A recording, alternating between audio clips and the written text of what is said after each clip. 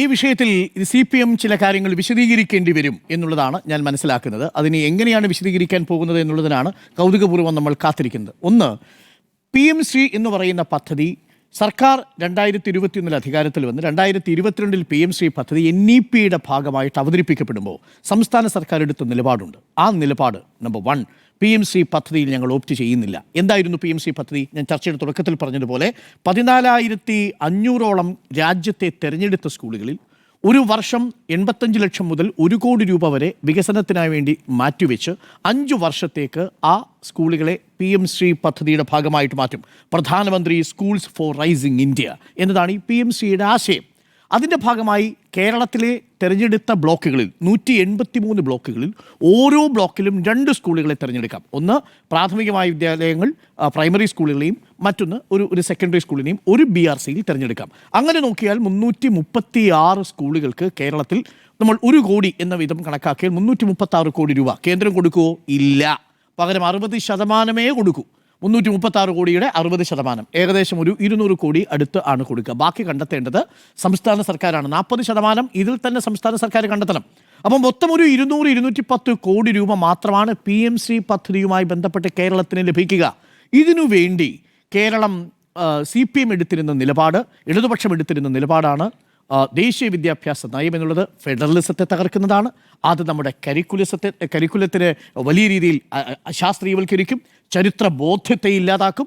ഇത് കൺകറന്റ് ലിസ്റ്റിൽപ്പെട്ട വിഷയമായിരുന്നിട്ടും അതിൽ കടന്നുകൂടുന്നത് കേന്ദ്രത്തിൻ്റെ നിർദ്ദേശങ്ങളായിത്തീരും. അതുകൊണ്ട് തന്നെ ഫെഡറലിസത്തെ ഇല്ലാതാക്കുന്നതിൻ്റെ പേരിൽ, വിദ്യാർത്ഥികളിൽ സംവരണത്തെ നിഷേധിക്കുന്നതിൻ്റെ പേരിൽ, വിദ്യാർത്ഥികളുമായി ബന്ധപ്പെട്ട് തൊഴിലവസരങ്ങൾ സൃഷ്ടിക്കാനെന്ന മട്ടിൽ വിദ്യാർത്ഥികളുടെ പഠന പ്രക്രിയയെ ഒരു ലേബറിൻ്റെ, തൊഴിലാളിയുടെ മാത്രം സ്കിൽ ഡെവലപ്പ് ചെയ്യുന്ന അവസ്ഥയിലേക്ക് മാറ്റിക്കെട്ടുമെന്നും അത് ജാതിയിലേക്കുള്ള തിരിച്ചുപോക്കായിരിക്കുമെന്നും കുലത്തൊഴിലുകളിലേക്കുള്ള തിരിച്ചുപോക്കാക്കുമെന്നും എല്ലാം നിലപാടെടുത്തത് CPM ആണ്. അതാണ് ഇടതുപക്ഷ നയം.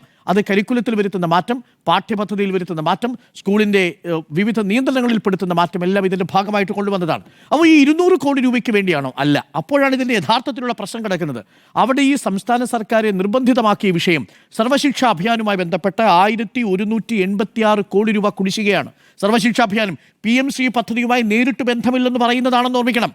ഇത് നമ്മുടെ സ്കൂളുകളിലെ കുഞ്ഞുങ്ങൾക്ക് കൊടുക്കേണ്ട, അടിസ്ഥാന സൗകര്യ വികസനത്തിന് കൊടുക്കേണ്ട 1186 കോടി രൂപ കുടിശ്ശിക വരുത്തിയതിന് എന്ത് ന്യായമാണ് പറയാനുള്ളത്? എന്ത് ന്യായമാണ് കേന്ദ്ര സർക്കാരിന് പറയാനുള്ളത്? കേന്ദ്ര സർക്കാർ എന്താ അത് വെച്ചു താമസിപ്പിക്കുന്നത്? പല ഉടക്കുകൾ പറഞ്ഞ് സംസ്ഥാന സർക്കാരിനെ കെട്ടിയിടുകയാണ്. അങ്ങനെ കെട്ടിയിട്ടിട്ട് മർദ്ദിച്ച് അവശനാക്കി ഒരു സാഹചര്യത്തിൽ പറയാണ് പണം തന്നോളാം എന്ന് പറയുന്ന അവസ്ഥയിലേക്ക് എത്തുകയാണ്. ഇതൊരു തരത്തിൽ പറഞ്ഞാൽ ഒരു അക്കാഡമിക് ഗുണ്ടായിസം അല്ലേ നടപ്പിലാക്കുന്നത്? 1186 കോടി രൂപ സർവശിക്ഷാ അഭിയാൻ. സുജയ്, എന്താ തരാത്തത്? അതിനൊരു കാരണം പറയൂ. സർവശിക്ഷാ അഭിയാനും ഈ PM ശ്രീ പദ്ധതി തമ്മിൽ എന്താണ് ബന്ധം എന്നുള്ളത് നേരിട്ട് ആരെങ്കിലും പറഞ്ഞിട്ടുണ്ടോ? PM ശ്രീ പദ്ധതി നടപ്പിലാക്കുമ്പോൾ NEP പദ്ധതി നടപ്പിലാക്കേണ്ടി വരുന്ന സാഹചര്യം ഉണ്ടാവില്ലേ? അപ്പോൾ ഞാൻ നേരത്തെ പറഞ്ഞ കൺകറന്റ് ലിസ്റ്റ് എവിടെ പോയി? ഫെഡറലിസം എവിടെ പോയി? മതേതരത്വം എവിടെ പോയി? ഈ പറയുന്ന ആശയങ്ങൾ ഇല്ലാതാകുമല്ലോ. NCERTയുടെ സിലബസിലെ കോവിഡിൻ്റെ കാലത്ത് 30% സിലബസിൻ്റെ പോർഷൻസ് കുറയ്ക്കാൻ വേണ്ടിയിട്ട് നിർദ്ദേശം വന്നു. NCERT ഈ പൊളിറ്റിക്കൽ സയൻസിൻ്റെ പാഠപുസ്തകത്തിൽ കുറച്ചത് ഏതൊക്കെയാണെന്ന് അറിയാമോ? 1, ദേശീയത വേണ്ട. 2, മതേതരത്വം പഠിക്കേണ്ട. 3, ഫെഡറലിസം പഠിപ്പിക്കേ വേണ്ട. ഇതാണ് തദ്ദേശ സ്ഥാപനങ്ങളുമായി ബന്ധപ്പെട്ട വികേന്ദ്രീകരണവും ജനാധിപത്യവും എടുത്തു കളഞ്ഞേക്കാനാണ് പറഞ്ഞിരിക്കുന്നത്. ഇതായിരുന്നു ആറ്റിറ്റ്യൂഡ്. പൊളിറ്റിക്കൽ സയൻസിൽ മാറ്റം വരുത്തുന്നു, രാഷ്ട്രതന്ത്രത്തിൽ മാറ്റം വരുത്തുന്നു, ചരിത്രത്തിൽ മാറ്റം വരുത്തുന്നു, ശാസ്ത്രത്തിൽ മാറ്റം വരുത്താൻ പോകുന്നു. അവിടെയാണ് പിന്നീട് പ്രധാനമന്ത്രിയൊക്കെ പറയുന്നത് പോലെയുള്ള പ്ലാസ്റ്റിക് സർജറി ആശയങ്ങൾ ഉണ്ടാകുന്നത്. ഇത് പഠിപ്പിക്കണോ എന്നുള്ളതാണ് ചോദ്യം. അപ്പോൾ വിദ്യാഭ്യാസ മന്ത്രി പറയുന്നൊരു കാര്യം, നമ്മുടെ സംസ്ഥാനത്തിനൊരു വിദ്യാഭ്യാസ നയമുണ്ട്. സാർ, സംസ്ഥാനത്തിനുള്ള വിദ്യാഭ്യാസ നയത്തോടൊപ്പം ദേശീയ വിദ്യാഭ്യാസ നയം ചുരുങ്ങിയത് 336 സ്കൂളുകളിലെങ്കിലും നടപ്പിലാക്കേണ്ടി വരും. അതിലെ 6 തൂണുകൾ എന്ന് പറയുന്നത് NEP-യുമായി ബന്ധപ്പെട്ട് നിൽക്കുന്നതാണ്. ഈ 6 പില്ലേഴ്സ്. ആ 6 പില്ലേഴ്സിൽ ഏറ്റവും പ്രധാനപ്പെട്ടത് ഏതാ? കരിക്കുലം. NEP-യുടെ ഭാഗമായിട്ടുള്ള കരിക്കുലം വേണ്ടേ ഈ PM ശ്രീ പദ്ധതിയുടെ ഭാഗമായിട്ട് നടപ്പിൽ വരുന്ന സ്കൂളിൽ നടപ്പിലാക്കാൻ? സംസ്ഥാന സർക്കാരിൻ്റെ കരിക്കുലം നടപ്പിലാക്കാൻ പറ്റുമോ? 2, സ്കൂളിൻ്റെ നേതൃത്വം NEP പറയുന്നത് പോലെയുള്ള നേതൃത്വമായിരിക്കണം. നിയന്ത്രണം, മേൽനോട്ടം, മനുഷ്യശേഷി വിനിയോഗം, പാഠ്യപദ്ധതി ഇതെല്ലാം NEP-യുമായി ചേർന്നായിരിക്കണം, അലൈൻ ചെയ്ത് തന്നെയായിരിക്കണം പോകേണ്ടത്. എന്ന് പറഞ്ഞാൽ ഈ സ്കൂളുകളിൽ NEP പദ്ധതി നടപ്പിലാക്കണം. ഞാൻ മനസ്സിലാക്കുന്നത് ആ കരാർ നമ്മൾ കണ്ടിട്ടില്ല. സംസ്ഥാനത്ത് NEP പദ്ധതി നടപ്പിലാക്കിക്കൊള്ളാമെന്നൊരു ഉറപ്പ് നൽകിയിട്ടുണ്ടോ എന്ന് പോലും നമ്മൾ സംശയിക്കേണ്ടിയിരിക്കുന്നു. ആ അർത്ഥത്തിൽ വരുന്ന കാലങ്ങളിൽ ഒരുപക്ഷെ ആ രീതിയിലുള്ളൊരു പരിഷ്കരണം ഉണ്ടാകുമോ? അപ്പോൾ ദേശീയ വിദ്യാഭ്യാസ നയം നടപ്പിലാക്കാതെ, ചുരുങ്ങിയ പക്ഷം ഈ സ്കൂളുകളിൽ നടപ്പിലാക്കാതെ ഈ PMC പദ്ധതി നടപ്പിലാക്കാൻ കഴിയില്ല. അവിടെ പക്ഷേ സംസ്ഥാന സർക്കാരിനെ നമ്മൾ കുറ്റപ്പെടുത്തുമ്പോഴും കേന്ദ്രം എന്തുകൊണ്ട് ഇത് ചെയ്യുന്നു എന്ന ചോദ്യം വളരെ പ്രസക്തമാണ്. 1186 കോടി രൂപ നമ്മുടെ കുഞ്ഞുങ്ങൾക്ക് പഠിക്കാൻ വേണ്ടി സർവശിക്ഷാ അഭിയാന്റെ ഭാഗമായി കുടിശ്ശിക വരുത്തി. ഈ നടപ്പ് വർഷത്തിലൂടെ നോക്കുമ്പോൾ 1466 കോടി രൂപ. ഇത് പിടിച്ചു വാങ്ങാൻ ഇതല്ലാതെ മറ്റു വഴിയില്ല എന്ന് പറയുമ്പോൾ നിങ്ങൾ തമിഴ്നാടിനെ നോക്കണം. തമിഴ്നാട്ടിലും നാശം ഈ 2200 കോടി രൂപയോളം നഷ്ടം അവിടെ സംഭവിച്ചിട്ടുണ്ട്. പക്ഷേ എന്താ അവർ ചെയ്യാൻ പോയത്? സുപ്രീം കോടതി കേസ് പോയി. എന്താ അവരുടെ വിഷയം? ത്രിഭാഷാ വിഷയത്തിന് അവരെതിരായിരുന്നു. അവർ തുടക്കം മുതൽ തന്നെ കോത്താരി കമ്മീഷൻ വരുന്ന കാലഘട്ടത്തിൽ മുതൽ തന്നെ ദ്വിഭാഷാ നയമാണ് സ്വീകരിച്ചിരുന്നത്.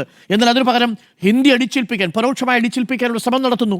അതിനെതിരെ തമിഴ്നാട് ഒറ്റക്കെട്ടായിട്ട് നിൽക്കുന്നു, കേരളവും നിൽക്കുന്നു, ബംഗാൾ നിൽക്കുന്നു. ബംഗാളിൽ ഫെഡറലിസം ആയിരുന്നു വിഷയം. നമുക്ക് മതേതരത്വം വിഷയമാണ്, കരിക്കുലം വിഷയമാണ്, ഈ ഫെഡറലിസത്തെ തള്ളിക്കളയുന്നത് വിഷയമാണ്. ഇതെല്ലാം മറന്നുകൊണ്ട് മാത്രമേ PMC എന്ന് പറയുന്ന പദ്ധതിയിലേക്ക് കയറി പോകാൻ പറ്റത്തുള്ളൂ എന്നുള്ളതാണ്. അപ്പോൾ ഇത് വേണോ വേണ്ടയോ എന്നുള്ളതൊരു രാഷ്ട്രീയ തീരുമാനമാണ്, ഒരു ഇച്ഛാശക്തിയാണ്. അങ്ങനെയാണെങ്കിൽ ഇതുവരെ പറഞ്ഞ മുഴുവൻ കാര്യങ്ങളും വിഴുങ്ങേണ്ടി വരും. എല്ലാ കാര്യങ്ങളും വിഴുങ്ങാതെ CPM ഇതുമായിട്ട് മുന്നോട്ട് പോകാൻ കഴിയില്ല എന്നുള്ളതാണ് ഇതിൽ ഏറ്റവും പ്രധാനപ്പെട്ട കാര്യം. അതിനെ നിർബന്ധിതമാക്കിയിരിക്കുന്ന കേന്ദ്രം ഇത് യഥാർത്ഥത്തിൽ നടത്തിയിരിക്കുന്നത് ഒരു അക്കാഡമിക് കൊട്ടേഷൻ അഥവാ അക്കാഡമിക് ഗുണ്ടായിസമാണ് നടത്തിയിരിക്കുന്നത്. പിടിച്ചു നിർത്തി ഇതിൽ ഒപ്പിടിയിപ്പിക്കാൻ വേണ്ടിയിട്ട് ശ്രമിക്കുന്ന രീതിയിലാണ് കാര്യങ്ങളുടെ പോക്ക്. ഇല്ലെങ്കിൽ ആ 1126 കോടി രൂപ കൊടുത്താൽ സംസ്ഥാന സർക്കാർ ഒപ്പിടില്ല. അപ്പോൾ പണം കൊടുത്താൽ നയം മാറ്റും എന്നുള്ളൊരു സൂചനയാണോ നൽകുന്നത് എന്നുള്ളതാണ് ഇതിൽ ഏറ്റവും പ്രധാനപ്പെട്ട കാര്യം. പണം വേണോ നയം വേണോ എന്നുള്ളതാണ്. പണം ഏതെങ്കിലും തരത്തിൽ മന്ത്രിമാർക്ക് വീട്ടിൽ കൊണ്ടുപോകാനല്ല, ഇത് സംസ്ഥാനത്തിൻ്റെ വിദ്യാഭ്യാസ നയത്തിൻ്റെ വികസനവുമായി ബന്ധപ്പെട്ടാണ് ഉപയോഗിക്കാൻ പോകുന്നത്. പക്ഷേ നമ്മൾ ഇത്രയൊക്കെ പോരാടിയില്ലേ? നമ്മൾ നെൽകർഷകരുടെ കുടിശ്ശിക വരുന്ന സമയത്ത് പോരാടിയില്ലേ? അവിടെ പാഡി റെസിപ്റ്റ് നമ്മൾ കൊടുത്തില്ലേ? പാഡി റെസിപ്റ്റ് ഷീറ്റ് കൊടുത്തല്ലേ നമ്മൾ അന്ന് കർഷകരെ സംരക്ഷിച്ച് പിടിച്ചു നിർത്താൻ നോക്കിയത്? ലൈഫ് മിഷനിൽ എന്താ പറഞ്ഞത്? പ്രധാനമന്ത്രിയുടെ ഇമേജ് വയ്ക്കണം, പ്രധാനമന്ത്രിയുടെ പേര് പ്രധാനമന്ത്രി ലൈഫ് മിഷൻ എന്ന് പേരെഴുതണം എന്ന് പറഞ്ഞു. ബ്രാൻഡിങ് ചെയ്യണമെന്ന് പറഞ്ഞു. ലൈഫ് മിഷനിൽ പാവപ്പെട്ട 4 ലക്ഷം രൂപ കൊടുത്ത് വീട് വയ്ക്കുമ്പോൾ അതിന് 80,000 രൂപ മാത്രം കൊടുക്കുന്ന കേന്ദ്ര സർക്കാരിൻ്റെ പ്രധാനമന്ത്രിയുടെ പേര് വയ്ക്കണം, പ്രധാനമന്ത്രി ലൈഫ് മിഷൻ എന്ന് എഴുതി വയ്ക്കണമെന്ന് പറഞ്ഞു. ആ കോ ബ്രാൻഡിങ് ചെയ്യാത്തതിൻ്റെ പേരിലാണ് പണം കൊടുക്കാതെ തടഞ്ഞു വെച്ചിരിക്കുന്നത്. മൊത്തം കൂടി നോക്കിയാൽ 1,00,000 കോടിയിലധികം രൂപ കേന്ദ്ര സർക്കാർ വിവിധ പദ്ധതികളിലായിട്ട് നമുക്ക് കുടിശ്ശിക വരുത്തിയിരിക്കെ 1466 കോടി രൂപയുടെ കുടിശ്ശികയ്ക്ക് വേണ്ടി 200 കോടി രൂപ മാത്രം നമുക്ക് കേന്ദ്രം ഈ PMC പദ്ധതിയുടെ ഭാഗമായി നൽകുന്നതിൻ്റെ പേരിൽ ഒരു നയം മാറ്റണമോ എന്നുള്ള കാര്യം CPM ആണ് ചിന്തിക്കേണ്ടത്. അങ്ങനെ നയം മാറ്റി ഒരു തീരുമാനമെടുക്കുകയാണെങ്കിൽ അത് വലിയ തരത്തിലുള്ള രാഷ്ട്രീയ വിവാദങ്ങളിലേക്ക് പോകും. ഞാൻ മനസ്സിലാക്കുന്നത് LDF ഈ വിഷയം ചർച്ച ചെയ്യുമെന്നുള്ളതാണ്. വളരെ പെട്ടെന്ന് എടുത്ത തീരുമാനം പിൻവലിക്കുമോ ഇല്ലയോ എന്നൊക്കെ വരും ദിവസങ്ങളിൽ കാണും നമ്മൾ. പക്ഷേ ഒരു കൺകറന്റ് ലിസ്റ്റിൽപ്പെട്ട ജനാധിപത്യത്തെ ഉൾക്കൊള്ളുന്ന തൊഴിൽ വിഭജനമല്ല യഥാർത്ഥത്തിലുള്ള പ്രശ്നമെന്നും ഇവിടുത്തെ പ്രശ്നം വിദ്യാഭ്യാസം, ഉയർന്ന രീതിയിലുള്ള വിദ്യാഭ്യാസം കൊടുക്കണമെന്നും മതേതരത്വം സംരക്ഷിക്കണമെന്നും വിശ്വപൗരനാക്കി നിലനിർത്തേണ്ടതാണ് വിദ്യാഭ്യാസമെന്നും കരുതുന്ന സംസ്ഥാനത്തിൻ്റെ കരിക്കുലത്തെ അതിനെല്ലാറ്റിലും അപ്പുറത്തേക്ക് കാവ്യവൽക്കരിക്കാനുള്ള ശ്രമം ഇടം കൊടുക്കരുത് എന്നുള്ളതാണ് എൻ്റെ ഈ വിഷയത്തിലെ അഭിപ്രായം.